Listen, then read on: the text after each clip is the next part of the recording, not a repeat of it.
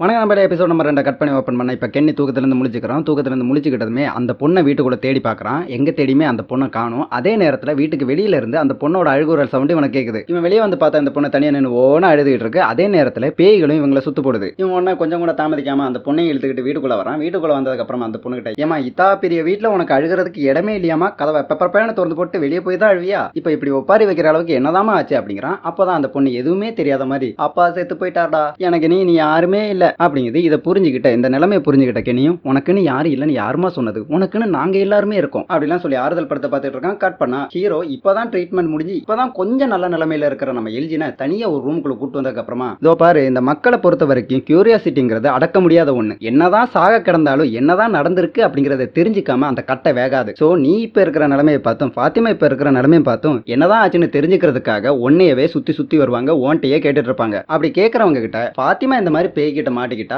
அவளை காப்பாத்த போன இடத்துல எனக்கு இந்த மாதிரி ஆயிட்டு அப்படின்னு தான் நீ பதில் சொல்லணும். அதை தவிர சாரா என் கண்ணை நோண்டி விட்டுட்டா நான் உன் கையை ஒடிச்சு விட்டுட்டேன் அப்படிங்கிற அந்த விஷயத்தெல்லாம் சொன்னேன்னு வச்சுக்கோயேன், நான் உனக்கு உன் சைஸ்ல ஒரு குழி தோண்ட வேண்டியதா இருக்கும். நான் ஏன் இதெல்லாம் அவங்க கிட்ட சொல்ல வேண்டாம்னு சொல்லிக்கிட்டு இருக்கேன்னா, நீ இதை சொல்லிட்டேன்னு வச்சுக்கோயேன், உனக்கு எப்படி இப்படி ஆச்சு அப்படிங்கிற அந்த விஷயத்த சொல்லிட்டேன்னா எதனால இப்படி ஆச்சு அப்படிங்கிற அந்த விஷயத்தையும் நீ அவங்க கிட்ட சொல்ல வேண்டியதா இருக்கும். அதெல்லாம் இந்த மக்களால தாங்கிக்கவே முடியாது, இங்க இருந்து தப்பிச்சு போக முடியாது அப்படிங்கிற உண்மையெல்லாம் அவங்களால ஏத்துக்கவும் முடியாது. அதனால இந்த இடமே ரத்த பூமியா மாறிடும். அப்படி ஒண்ணு நடக்கிறத தடுக்கிறதுக்காக நான் இதெல்லாம் பேசிட்டு இருக்கேன் அப்படிங்கிறான். எல்ஜினும் இதெல்லாம் கேட்டதுக்கு அப்புறமா ஹீரோ பார்த்து இவன் இப்பவும் பயப்படுறான், கொஞ்சம் பயந்து நடுங்கிட்டே தான் இருக்கிறான். இருந்தாலும் அந்த நிலைமையிலேயும் ஹீரோ கிட்ட, உண்மையை எக்காலமும் யாராலையும் மறைத்து வைக்க முடியாது, உண்மை ஒரு நாள் வெளி வந்தே ஆகும் அப்படிங்கிறான். அதுக்கு ஹீரோ, அந்த ஈர வெங்காயத்தை எல்லாம் நாங்க பாத்துக்கிறோம், நீங்க மூடிட்டு சொல்றதை மட்டும் செய்யுங்க அப்படிங்கிறான். அப்படியே கட் பண்ணா கொஞ்சம் நேரத்துக்கு அப்புறமா ஹீரோ அந்த காலனி வீட்டை விட்டு வெளியே வர்றான். வெளியே வந்தா கொஞ்சம் தூரத்துல, காலனி வீட்டுல இருந்து கொஞ்சம் தூரத்துல ஒரு சாக்கு மூட்டையை கட்டி தொங்க விட்டு இருக்காங்க. அது வேற ரத்தக்கரையோட இருக்குது. உடனே ஹீரோ அடிச்சு பிடிச்சி பக்கத்துல வந்து பார்த்தா அந்த சாக்கு மூட்டைக்குள்ள இருந்து ரத்தம் சொட்டு சொட்டா கீழே சிந்திக்கிட்டு இருக்கு. இதை நம்ம ஹீரோ மட்டும் இல்ல, இந்த ஊர்ல இருக்கிற மற்றும் பலரும் பாத்துறாங்க. இப்போதைக்கு இந்த இடத்துல ஜிம் ஒருத்தன் தான் இல்ல, ஜிம்ம மட்டும் தான் காணும். அதனால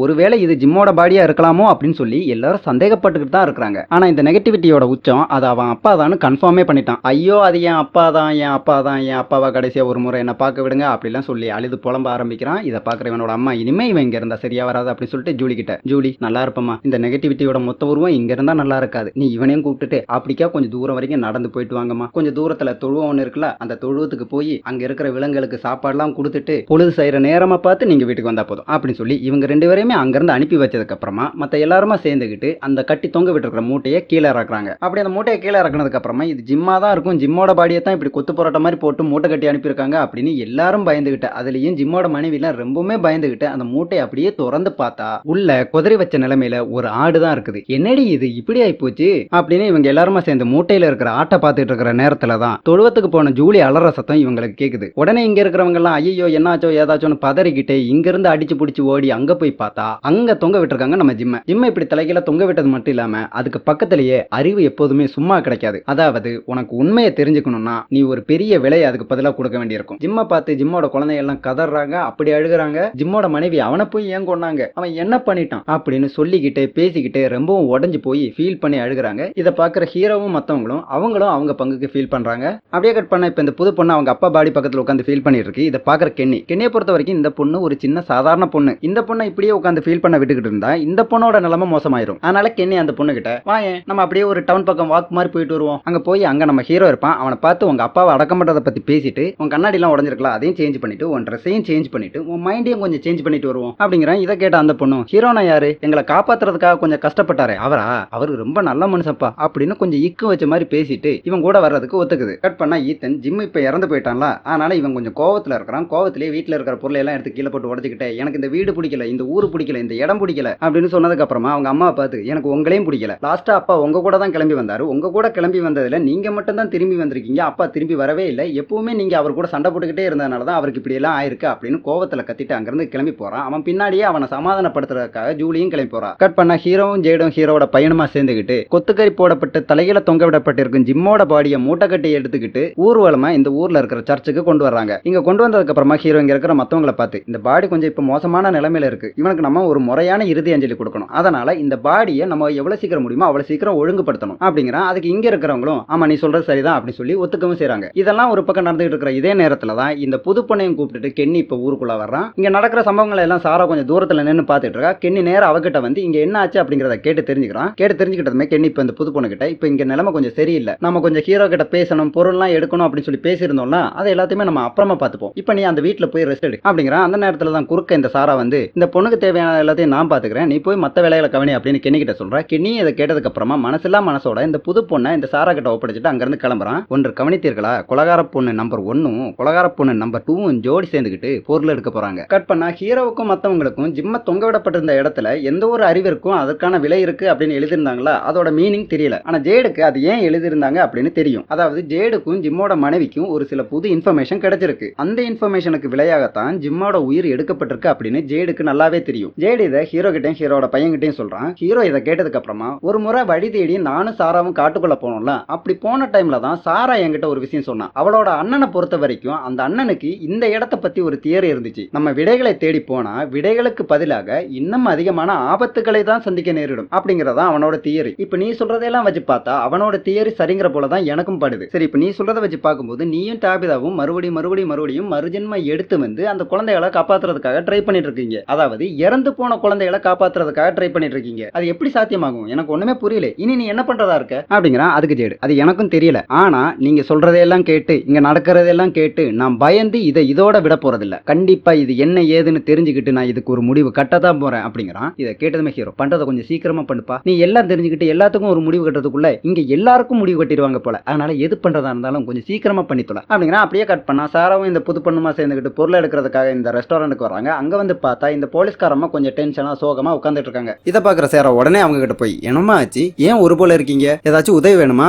அப்படின்னு அந்த அம்மா இருக்கிற நிலைமை தெரியாம ஒரு ஃப்ரெண்ட்ட கேட்கற மாதிரி கேட்கறா. அந்த அம்மா பொதுக்கு நீ என்ன நினைச்சேன்னு தெரியல. அதோ பாரு, நீ என் ஃப்ரெண்ட் எல்லாம் கிடையாது, ஒரு ஃப்ரெண்ட்ட பேசுற மாதிரி பேசி என்கிட்ட ஒட்டிக்கெல்லாம் நினைக்காத சித்தப்ப அப்படின்னு நாய விரட்டாத குறையா விரட்டுது. இதை கேட்டதுமே சாரா, போடி நீ இல்லைன்னா என்ன காமாச்சி அப்படிங்கிற போலவே புது பொண்ணு கிட்ட வந்து நம்ம போய் பொருள் எடுப்போமா அப்படின்னுட்டு புது பொண்ணையும் கூப்பிட்டுக்கிட்டு உள்ள போறா. கட் பண்ணா ஜூலி ஈத்தனை ஆறுதல் படுத்தி இப்ப தூங்க வச்சுட்டா. அவன் தூங்கிட்டான் அப்படின்னு சொல்லி கன்ஃபார்ம் பண்ணதுக்கு அப்புறமா நைஸா அந்த ரூமை விட்டு வெளியே வரா. வெளியே வந்து பார்த்தா டோனா அங்க இருக்காங்க. டோனா இங்க ஏன் இருக்காங்க அப்படின்னா, இப்ப இந்த ஃபேமிலி கொஞ்சம் கஷ்டமான சூழ்நிலையில இருக்கு. அதனால அவங்களுக்கு தேவையான உதவிகள் எல்லாம் பண்ணி கொஞ்சம் மென்டல் சப்போர்ட் பண்ணலாம் அப்படின்னு சொல்லி தான் இங்க இருக்காங்க. அவங்கள பார்த்ததுமே ஜூலி அவங்க கிட்ட, மேல ஈத்தன் தூங்குறான், நான் ஒரு சின்ன வாக்கிங் போல போயிட்டு வரேன் அப்படின்ட்டு அங்க இருந்து கிளம்புறா. ஆனா இந்த ஈத்தன் பையன் தூங்கவே இல்லை. அவன் தூங்குற போல நடிச்சுக்கிட்டு இருந்திருக்கான். அக்கா அங்கிட்டு போகவும் இப்ப கண்ண முடிச்சு பாக்குறான். ஜூலி நேரம் அந்த மொட்டையை வந்து பார்த்து, டே மொட்டை, நீ இப்ப என் கூட அந்த இடிஞ்சு போன இடத்துக்கு வரணும், நான் எங்க அப்பாவை காப்பாத்த போறேன், அதுக்கு நீ எனக்கு உதவி பண்ணு அப்படின்னு ஒரு ஹெல்ப்பர் ரிக்வெஸ்ட் பண்ணி கேட்காம ஆர்டர் போட்டுட்டு விறுவிறுன்னு முன்னாடி போறா. மொட்டையும் அவ பின்னாடியே போறான். கட் பண்ணா டேபிதா இப்போ இந்த சோகத்துல எந்த ஒரு அறிவும் சும்மா கிடைக்காது,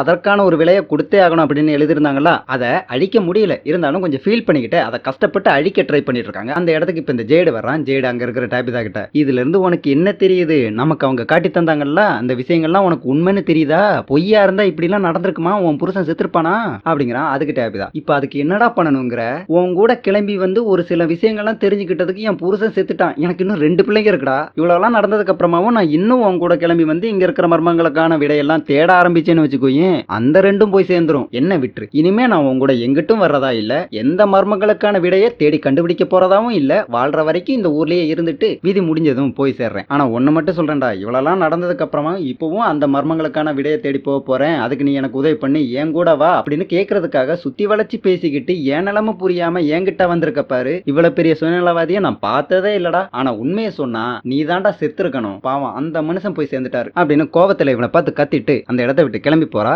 அப்படியே கட் பண்ணி இந்த போலீஸ்காரமா ரெஸ்டாரண்ட்ல தனியா உட்காந்து ரொம்ப நேரம் யோசிச்சதுக்கு அப்புறமா ஒரு முடிவு எடுத்துட்டு நேரம் ஆஸ்பத்திரிக்கு வந்து இங்க ஒரு ஆம்புலன்ஸ் இருக்குல்ல, அந்த ஆம்புலன்ஸே எடுத்துட்டு இங்க இருந்து கிளம்ப பாக்குறாங்க. இவங்களை தடுக்கிறதுக்காக இங்க இருக்கிற இந்த 2 டாக்டரும் லவர்ஸ் 2 பேருமே ட்ரை பண்றாங்க. ஆனா முடியல. அதனால இந்த டாக்டர் மட்டும் இன்னைக்கு சனிக்கிழமை தனி போனமா நீ மட்டும் போக வேண்டாம், துணை போனமா நானும் கூடவே வரேன் அப்படின்னு இந்த வண்டிக்குள்ள ஏறிக்கிறாங்க. இதை பார்த்துக்கிட்டு இருந்த இந்த லவர் டாக்டர் நேர ஹீரோ இருக்கிற இடத்துக்கு வந்து அங்க ஹீரோ கென்னி கிட்ட ஜேடு இவங்கிட்ட என்னெல்லாம் சொல்லியிருப்பானோ அதெல்லாம் சொல்லிக்கிட்டு இருக்கான். அவங்க கிட்ட வந்து இந்த விஷயத்தை சொல்றாங்க. அப்படியே கட் பண்ண இந்த 2 கொலகார பொண்ணுங்களுமா சேர்ந்துக்கிட்டு ஸ்டோர் ரூம்ல இருந்து தேவையான பொருளை எல்லாம் எடுத்துக்கிட்டு இருக்காங்க. அப்பதான் இந்த புது பொண்ணு சேர கிட்ட இந்த பொருட்கள் எல்லாம் இங்க மாட்டிக்கிட்டு இறந்து போனவங்களோடதுல ஒரு விதத்துல பார்த்தா இது ரொம்ப கஷ்டமா இருக்கு, இன்னொரு விதத்துல பார்த்தா இறந்து போனவங்களோட ஏதோ ஒரு பார்ட் நம்ம கூடவே இருக்குது, அவங்களோட ஞாபகார்த்தமா நம்ம கூடவே இருக்குது அப்படின்னு நினைக்கும் போதும் கொஞ்சம் நல்லாவும் இருக்குது. ஆமா சாரா, நீ இந்த ஊருக்குள்ள தனியாவா இருக்க, உனக்கு ஃபேமிலி யாருமே கிடையாதா அப்படின்னு சாராவை பார்த்து கேட்கறா. அதுக்கு சாரா, ஃபேமிலி இருந்தாங்க ஆனா இப்போ இல்ல, அவங்க எல்லாம் இறந்துட்டாங்க அப்படின்னு சொன்னதுக்கு அப்புறமா இப்ப சொன்னதுனால சாராக்கு ஒரு போல ஆயிருக்கும். அதனால அதுல இருந்து டைவர்ட் ஆகிறதுக்காக இந்த புது பொண்ணு கிட்ட, உனக்கு பசிக்கும் நினைக்கிறேன், வா நம்ம போய் சாப்பிடுவோம் அப்படின்னு சொல்லிட்டு இந்த பொண்ணையும் கூப்பிட்டு அங்க இருந்து கிளம்புறா. அப்படியே கட் பண்ணா இந்த போலீஸ்காரமா ஏற்படுத்தின பிரச்சனையில எல்லாருமே டென்ஷன் ஆகி இப்ப அதுல கவனத்துல இருக்கிறாங்க. அந்த கேப்பை யூஸ் பண்ணிக்கிட்டு இந்த ஈத்தன் பைய கையில் ஒரு பேக்கையும் எடுத்துக்கிட்டு வீட்டோட பின்வாசல் வழியா வேற எங்கேயோ போறான். கட் பண்ணா இந்த டாக்டர் போலீஸ்காரம்மா கிட்ட ஏன் இப்படி எல்லாம் பண்ற அப்படின்னு சொல்லி கேட்கறாங்க. அதுக்கு இந்த போலீஸ்காரம்மா, இந்த ஊருக்கு வந்து சேர்ந்ததுக்கு அப்புறமா இந்த ஊர்ல இருக்கிற எல்லாருமா சேர்ந்துக்கிட்டு இங்க இருந்து தப்பிக்க முடியாது தப்பிக்க முடியாது தப்பிக்க முடியாது அப்படின்னு சொல்றதை கேட்டு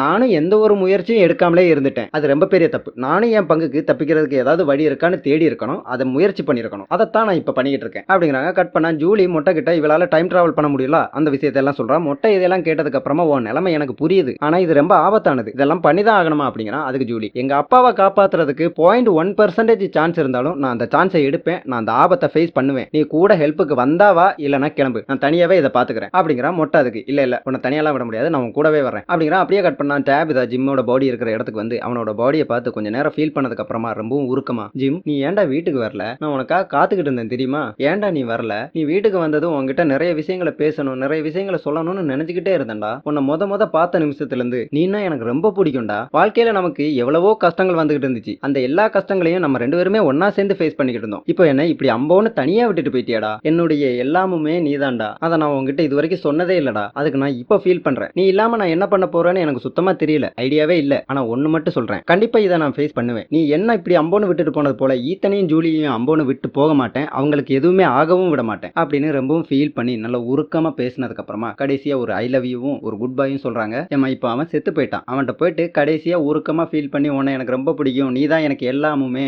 ஐ லவ் யூ அப்படிலாம் ரொம்ப ஃபீல் பண்ணி பேசுறீங்களா, இது எல்லாம் அவன் உயிரோட இருக்கும்போது பேசியிருந்தா அவன் கொஞ்சம் சந்தோஷப்பட்டிருப்பான்ல, இப்ப பேசி யாருக்கு என்ன பலன். கட் பண்ண இந்த போலீஸ்காரமா ஏற்கனவே இங்க பலரும் சொன்னதையே இவங்களே இதுக்கு முன்னாடி ஒரு முறை சொன்னதையே திரும்பவும் ரிப்பீட் பண்ணிக்கிட்டே வண்டியை கொஞ்சம் வேகமா ஓட்டிக்கிட்டு இருக்காங்க. அதாவது தப்பிக்கிறதுக்கு ஏதாவது வழி இருக்கும், நான் கண்டிப்பா தப்பிப்பேன் அப்படின்னு சொல்லிக்கிட்டே வண்டியை கொஞ்சம் வேகமா ஓட்டிக்கிட்டு இருக்காங்க. இப்போ இவங்க ரெண்டாவது முறையா ஊருக்குள்ள வராங்க, இருந்தும் வழி இருக்கும்னு நம்பிக்கிட்டே இந்த அம்மா கொஞ்சம் வேகமா வண்டியை ஓட்டுது. அங்க இருக்கிற ஹீரோவும் மத்தவங்களும் சேர்ந்துக்கிட்டு இந்த வண்டியை நிப்பாடுறதுக்குலாம் ட்ரை பண்றாங்க, ஆனா முடிய மாட்டேங்குது. கட் பண்ணா ஜிம்மோட பாடியை தொங்க விட்டு இந்த இடத்துல தான் இப்ப விக்டர் இருக்கிறான். அவனை தேடிக்கிட்டே அவனோட அப்பாவும் அந்த இடத்துக்கு வந்து சேர்றாரு. அப்பா கிட்ட இவன், அப்பா நீங்க இங்க வந்திருக்கவே கூடாதுப்பா, இந்த இடத்துக்கு வந்திருக்கவே கூடாது, அந்த சோத்துல எழுதி இருக்கிற பாத்தீங்களா, இந்த இடம் ரொம்ப மோசமான இடம்ப்பா, இந்த இடம் நல்லவங்களை டக்குன்னு எடுத்துக்கும் அப்படின்னு இவன் இப்ப ஒரு மாதிரி டிஸ்டர்பான மனநிலைமையில இருக்கிறான். அந்த நிலைமையிலேயே அவங்க அப்பா கிட்ட சொல்றான். அவங்க அப்பாவும் இதெல்லாம் கேட்டதுக்கு அப்புறமா, டே மவனே இந்த இடத்துக்கு நான் இல்லடா, இங்க இருக்கிற யாருமே இந்த இடத்துக்கு வந்திருக்க கூடாதா, முதல்ல நீ அதை புரிஞ்சுக்கோ, இருந்தும் விதி நம்ம எல்லாரையுமே இந்த இடத்துக்கு கொண்டு வந்துட்டு இப்ப நம்ம பார்க்க வேண்டியது நம்ம எல்லாருமே ஒன்னா இருக்கோமா, ஒன்னா இருந்து பிரச்சனைகளை ஃபேஸ் பண்றோமா, அதைத்தான் பார்க்கணும். இப்ப எனக்கு இந்த இடத்துல வச்சு ஏதாச்சும் ஆனாலும் கவலை இல்ல,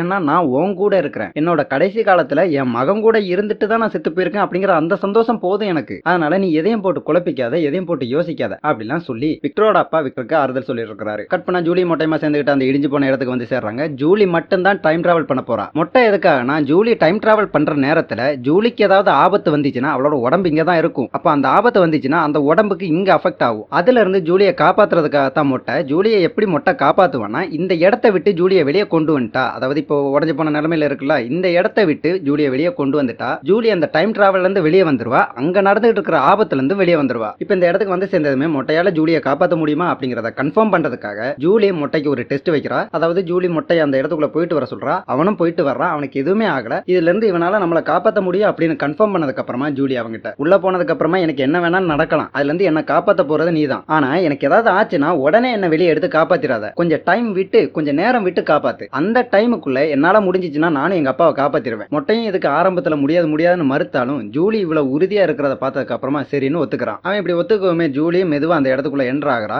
அவ இப்படி என்ட்ரு ஆகவுமே டைம் டிராவலும் ஆரம்பமாகுது. ஜூலி இப்ப வந்திருக்கிற இடங்கிறது இவங்க இந்த ஊருக்குள்ள வந்து சேர்ந்ததுமே இவங்களோட ஆர்வி கவிழ்ந்திருக்குமே ஒரு இடத்துல, அந்த இடத்துக்கு தான் இப்ப வந்து சேர்றா. வந்திருக்கிற டைம் லைன் அப்படிங்கிறது எத்தனாவது சீசன் அப்படிங்கிறது ஞாபகம் இல்ல, ஏதோ ஒரு சீசன்ல ஜிம்மும் டோனாவும் இந்த வண்டி பக்கமா வந்திருப்பாங்க, இவங்க மொட்டையை தேடிக்கிட்டு தான் வந்திருப்பாங்கன்னு நினைக்கிறேன். அந்த சீசன்ல அந்த டைம் லைன்ல இவங்க ஆர்வி கிட்ட மாட்டிக்கிட்டு இருந்திருப்பாங்க, பேய்கள் இவங்களை சுத்து போட்டிருக்கும், அந்த நேரத்துல ஹீரோ தான் வந்து இவங்களை காப்பாத்திருப்பான். அந்த டைம் லைனுக்கு தான் இப்ப ஜூலி வந்து சேர்றா. கதை ஏற்கனவே எழுதப்பட்டது போலவே நடந்துகிட்டு இருக்கு. இதுல வர்ற ஒரு சின்ன மாற்றம் என்னன்னா, ஜூலி ஜிம்மை பார்த்ததுமே அப்பான்னு கத்துவா, ஜிம்முக்கும் தன்னை யாரோ கூப்பிடுறது போல ஃபீல் ஆயிருக்கும், அவனும் ஏறிட்டு பார்த்திருப்பான், ஆனா அதை தவிர வேற எதுவுமே மாறல. இப்ப மத்த பேய்கள்லாம் ஜிம்மையும் மத்தவங்களையும் விரட்டிட்டு இருக்கு, ஒரு பேய் மட்டும் அங்க இருக்கிற ஜூலியை பாத்துருது. உடனே அந்த பேய் ஜூலியை அட்டாக் பண்ண ஆரம்பிக்குது. ஜூலி அந்த பேய் கிட்ட இருந்து தப்பிக்கிறதுக்கு ரொம்பவுமே போராடுறா. அந்த போராட்டத்துக்கு நடுவில் டே மொட்டை மொட்டை என்ன காப்பாத்துறா அப்படின்னு மொட்டையோட பேரை சொல்லி கத்துறா. இந்த பக்கம் ரியல் வேர்ல்டுல ஜூலியோட உடம்பு கழுத்தறுத்த கோழியை போல துடிச்சுக்கிட்டு இருக்கு. கொஞ்ச நேரம் மொட்டை இதெல்லாம் உட்காந்து வேடிக்கை பார்த்துட்டு இருக்கான். கொஞ்ச நேரம் வேடிக்கை பார்த்ததுக்கு அப்புறமா அந்த துடிக்கிறது கொஞ்சம் அதிகமாகுது. அப்படி அதிகமாகவுமே மொட்டை அந்த இடத்துல இருந்து ஜூலியை வெளியே எடுத்துட்டு வந்து ஜூலியை காப்பாத்துறான். கட் பண்ணா இப்ப ஜிம்மோட மனைவி வீட்டுக்கு வர்றாங்க. வீட்டுக்கு வந்ததுமே ஈத்தன் அங்க இல்ல, ஈத்தன் இங்க இருந்து எங்கேயோ போயிட்டான் அப்படிங்கறத தெரிஞ்சுக்கிறாங்க. இதை தெரிஞ்சுக்கிட்டதுமே இதை இவங்க டோனா கிட்ட சொல்லிட்டு ஈத்தனை தேட ஆரம்பிக்கிறாங்க. அப்படியே இந்த பக்கம் பார்த்தா ஹீரோவும் மத்தவங்களுமா சேர்ந்துக்கிட்டு ஆம்புலன்ஸை பஞ்சர் பண்ணி நிப்பாட்டலாம் அப்படின்னு முடிவு பண்ணி அதுக்கான டிராப் எல்லாம் செட் பண்ணிட்டு இருக்காங்க. அப்படியே அந்த ஆம்புலன்ஸுக்குள்ள பார்த்தா இந்த அம்மா இந்த நேரத்தில் உட்காந்து காமெடி பண்ணிட்டு இருக்கு. இந்த அம்மா இந்த டாக்டர் கிட்ட என்ன சொல்லுதுன்னா, தெரியாதுன்னா எங்க அம்மா என்கிட்ட சொல்லிச்சு, நான் ரொம்ப நல்லவ அப்படின்னு சொல்லி. அப்படி ரொம்ப நல்லவளா இருக்கிற நானு இந்த இடத்துல இருக்கிறதுக்கு தகுதியானவ கிடையாது. எனக்கு உங்க யாரையும் பத்தி தெரியாது. நீங்க எல்லாம் ஏதாவது பாவம் பண்ணிருப்பீங்க, அதனாலதான் இந்த இடத்துல மாட்டிக்கிட்டு இருக்கீங்க. இந்த இடத்துல இருந்து உங்களால தப்பிச்சு போக முடியாது. ஆனா நான் அப்படி இல்ல, நான் ரொம்ப நல்லவ, என்னால இந்த இடத்துல இருந்து தப்பிச்சு போக முடியும், எனக்கு நம்பிக்கை இருக்கு அப்படின்னு டாக்டர் கிட்ட சொல்றாங்க. டாக்டர் இதெல்லாம் கேட்டதுக்கு அப்புறமா, எறும்புக்காவது கொஞ்சோண்டு மூளை இருக்கும், சொன்னதை புரிஞ்சுக்கும், உனக்கு அது கூட இல்லைன்னா நான் என்ன பண்ண முடியும்? நீ சொன்னல உனக்கு இங்க இருக்கிற யாரை பத்தியும் எதுவும் தெரியாதுன்னு, அதே போலதான் உனக்கு இந்த இடத்த பத்தியும் தெரியல. இந்த இடம் என்னது, இந்த இடத்த பத்தி சரியா புரிஞ்சுக்கிட்ட எத்தனையோ பேர் இருந்தாங்க, ஆனா அவங்க யாரும் இப்ப இல்ல. இந்த இடத்துல இருந்து தப்பிக்கிறதுக்காக எத்தனையோ பேர் முயற்சி பண்ணாங்க, அவங்களும் இப்ப இங்க இல்ல. இங்க இருந்து யாரெல்லாம் தப்பிக்கிறதுக்காக முயற்சி பண்ணிட்டு இருந்தாங்களோ அப்பெல்லாம் இங்க ஒரு சாவு விழுந்திருக்கும். இந்த முறை நீ முயற்சி பண்ற, இப்பவும் ஒரு சாவு விழும் அப்படின்னு இவங்க அந்த போலீஸ்காரமா கிட்ட பேசிட்டு இருக்கிற நேரத்துல தான் ஈத்தன் இந்த வழியா நடந்து போறதை இவங்க பாக்குறாங்க. ஈத்தனும் இவங்களை பாத்துறான். இவங்களை பார்த்ததுமே ஈத்தன் மெயின் ரோட்ல இருந்து காட்டுக்குள்ள ஓடி போறான். ஈத்தன் பார்த்ததுமே டாக்டர் இந்த போலீஸ்காரமா கிட்ட, அவங்க அப்பா இறந்து போன சோகத்துல அந்த பையன் நடந்து போயிட்டு இருக்கான், நீ வண்டியை நிப்பாட்டு, அவனையாவது நம்ம காப்பாத்தணும் அப்படிங்கிறாங்க. இந்த அம்மா அதை எதையுமே கேட்காம வண்டி இன்னும் கொஞ்சம் வேகமா ஓட்டுறாங்க. ஓட்டிட்டு போய் ஹீரோ போட்டுருக்கிற டிராப்ல விட்டு வண்டியை பஞ்சர் பண்ணி நிப்பாட்டுறாங்க. வண்டி நின்னதுமே ஹீரோ போலீஸ்காரமாவை வெளியே கொண்டு வந்து அவங்களை திட்டிக்கிட்டே அவங்க கையில விலங்கு மாட்டிக்கிட்டு இருக்கான். அந்த நேரத்துல தான் டாக்டர் ஈத்தனை பார்த்த விஷயத்தை இங்க இருக்கிறவங்க கிட்ட சொல்றாங்க. அதே நேரத்துல இப்ப ஈத்தன் எங்க இருக்கான்னா, இவங்க இந்த ஊருக்குள்ள வந்த நேரத்துல இவங்களோட வண்டி கவிழ்ந்திருக்கும்ல, அந்த வண்டிக்குள்ள தான் இருக்கிறான். அந்த வண்டிக்குள்ள இருந்து ஒரு சில பொருளை எல்லாம் எடுத்துட்டு அந்த வண்டியை விட்டு வெளியே வர்றான். வெளியே வந்து பார்த்தா ஜிம் இங்க இருக்கிறான். ஜிம்மை பார்த்ததுமே ஈத்தன் நேரம் ஓடி போய் ஜிம்மை கட்டி பிடிச்சிக்கிறான். ஜிம் ஈத்தன் கிட்ட, நீ இங்க என்னப்பா பண்ணிட்டு இருக்க அப்படின்னு சொல்லி கேட்கறான். அதுக்கு ஈத்தன், ஒன்னும் இல்லப்பா, நம்ம ஒரு ரேடியோ வச்சிருந்தோம்ல, அந்த ரேடியோ மூலமா நம்ம தோமஸ் கிட்ட எல்லாம் பேசணுமே, அந்த ரேடியோவை எடுக்கிறதுக்காக வந்தேன். அந்த ரேடியோ வச்சு தோமஸ் கிட்ட பேசி தோமஸை உங்க கூட இருக்க சொல்லலாம்னு வந்தேன், ஏன்னா நீங்க தனிமையில இருக்க கூடாதுல அப்படிங்கிறான். இதை கேட்டு ஜிம்மும் பாசத்தோட தன்னோட பையனை பார்க்கறான். பார்த்ததுக்கு அப்புறமா, இதே இடத்துல வச்சு நான் உங்ககிட்ட முன்னாடி ஒன்னு சொன்னேனே, அது ஞாபகம் இருக்கா? மோசமான விஷயங்கள்லாம் நடக்கும்போது நம்ம ஒருத்தருக்கு ஒருத்தர் உதவி பண்ணி ஒன்னா அதை ஃபேஸ் பண்ணி ஒன்னா அதுல இருந்து சர்வைவ் ஆகணும், ஒன்னா அதுல முன்னேறணும் அப்படின்னு சொல்லியிருந்தேன்ல, அதைத்தான் நீ இப்ப பண்ணணும். உன்னோட அம்மாக்கும் அக்காக்கும் இப்ப நீ அதைத்தான் செய்யணும். அவங்களுக்கு நீ தேவை. எனக்கு உங்களை விட்டு போறதுக்கெல்லாம் விருப்பம் இல்லை, ஆனா என்னால போகாம இருக்க முடியாது, என்னால உங்க கூட இருக்க முடியாது, அதனால அம்மாவையும் அக்காவையும் நீ தான் பாத்துக்கணும் அப்படின்னு ஜிம்மி ஈத்தங்கிட்ட பேசுறான். ஆனா அப்படி பேசுற நேரத்திலையும் ஜிம்மி இங்க ஏதோ தன்னை சுத்தி ஆபத்து இருக்கிறது போல அப்பப்ப திரும்பி திரும்பி பாத்துக்கிறான். அப்படி திரும்பி திரும்பி பார்த்ததுக்கு அப்புறமா ஜிம்மி ஈத்தங்கிட்ட மறுபடியும், நம்ம எல்லாருமே இந்த இடத்துக்குள்ள மாட்டிக்கிட்ட அன்னைக்கு, நம்ம எல்லாருமே இங்க வந்த அன்னைக்கு உனக்கு ஒரு கனவு வந்துச்சு, நீ கூட என்கிட்ட அந்த கனவை பத்தி சொன்னியே, அது உனக்கு ஞாபகம் இருக்கா? அந்த கனவுல நீ ஒரு கண்ணீர் குளத்தை இல்லனா கண்ணீர் ஏரிய பார்த்திருப்ப, அது இந்த ஊருக்குள்ளதான் எங்கேயோ இருக்குது, அதை நீ கண்டுபிடிக்கணும் அப்படின்னு ஜிம்மி ஈத்தங்கிட்ட பேசிட்டு இருக்கிற நேரத்துல தான் டேபிதாவோட வாய்ஸ் கேக்குது. வாய்ஸ் கேட்கவுமே ஈத்தன் திரும்பி பார்க்கறான். திரும்பி பார்த்துட்டு திரும்பி பார்த்தா இங்க இருந்து ஜிம்மை காணும். உடனே ஈத்தன், அப்பா அப்பா எங்க போயிட்டீங்கப்பா, திரும்ப வாங்கப்பா அப்படின்னு கத்த ஆரம்பிக்கிறான். அதே நேரத்துல டேபிதா அங்க வந்துடுறாங்க. அவங்க ஈத்தனை பார்த்து, ஈத்தன் நீ இங்க என்னப்பா பண்ற, அம்மா எவ்வளவு பயந்து போயிட்டேன் தெரியுமா அப்படிங்கிறாங்க. ஈத்தன் அதுக்கு, அம்மா அப்பா இங்கதாம்மா இருந்தாரு, இப்ப அவரை காணுமா, எங்க போயிட்டாருன்னு தெரியலமா அப்படிங்கிறான். இதை கேட்டு இவங்க, பையன் ரொம்பவுமே பாதிக்கப்பட்டிருக்கான் அப்படின்னு சொல்லிட்டு அவனை அப்படியே கட்டி பிடிச்சிக்கிறாங்க. அப்படியே கட் பண்ணி எபிசோட் நம்பர் 2 முடிக்கிறாங்க. ஜிம் இப்ப இறந்து போயிட்டான். இப்ப இந்த இடத்துக்கு வந்து இவ்வளவு நேரம் ஈத்தன் கிட்ட பேசிக்கிட்டு இருந்தது யாரு? ஜிம்மோட ஆவியா இல்ல அந்த உருமாற்றம் அடையக்கூடிய மஞ்ச சொக்கா தான் ஏதாவது ட்ரிக் பண்றானா? இந்த ஊர்ல இருக்கிறவங்களுக்கு இன்னும் எந்த மாதிரியான ஆபத்துகள்லாம் வரப்போகுது, இந்த ஊர்ல இருக்கிறவங்களால இங்க இருந்து தப்பிக்க முடியுமா, இன்னும் யாரெல்லாம் சாக போறா அப்படிங்கறதெல்லாம் உங்களுக்கு தெரிஞ்சுக்கணும்னா வர எபிசோட மிஸ் பண்ணிடாம பாத்துருங்க. சோ அவ்வளவுதான். நீங்க நம்ம சேனலுக்கு புதுசா இருந்தா மறக்காம சப்ஸ்கிரைப் பண்ணி ஆள போட்டு வச்சுக்கோங்க. அப்பதான் நான் ஒவ்வொரு வீடியோவும் நீங்க மிஸ் பண்ணாம பார்க்க முடியும். வீடியோ பார்த்து பிடிச்சிருந்துச்சுன்னா வீடியோக்கு லைக் பண்ணுங்க, கமெண்ட் பண்ணுங்க, ஷேர் பண்ணுங்க. மறுபடியும் எபிசோட் நம்பர் 3 வந்து நான் உங்களை மீண்டும் சந்திக்கிறேன். அது வரைக்கும் நன்றி, வணக்கம்.